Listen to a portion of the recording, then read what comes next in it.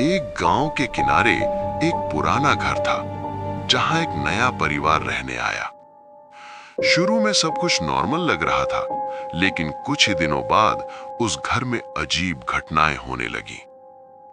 रात होते ही घर के अंदर से किसी के चलने की आवाज आती, दरवाजे अपने आप खुल जाते और कभी-कभी किसी अनजान आदमी की परछाई दीवार पर दिखाई देती। परिवार को लगने लगा कि शायद घर में कोई भूत है, लेकिन असली खौफ तब शुरू हुआ जब घर की छोटी बेटी अचानक अजीब तरीके से बात करने लगी। कभी वो रात में उठकर अंधेरे में किसी से बात करती और कभी उसकी आवाज एकदम बदल जाती। एक रात उसके पिता ने देखा कि वो बच्ची कमरे के कोने में खड़ी है और किसी अनजान इंसान की तरह मुस्कुरा रही है। अगले दिन परिवार एक मौलाना को घर बुलाता है।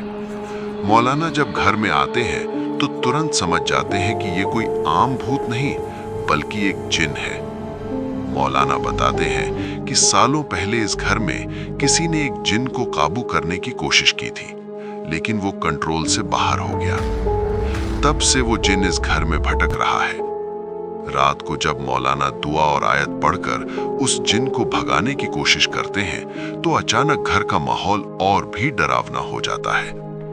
हवा तेज चलने लगती है, दरवाजे जोर जोर से बंद होने लगते हैं और बच्ची की आंखें बिल्कुल काली हो जाती हैं।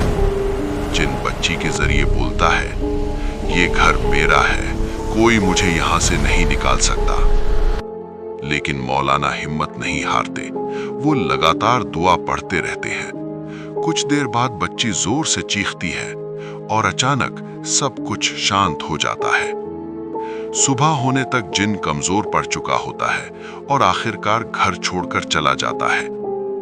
उस दिन के बाद उस घर में कभी कोई अजीब घटना नहीं हुई, लेकिन गांव वाले आज भी कहते हैं कि कुछ जिन कभी पूरी तरह खत्म नहीं होते।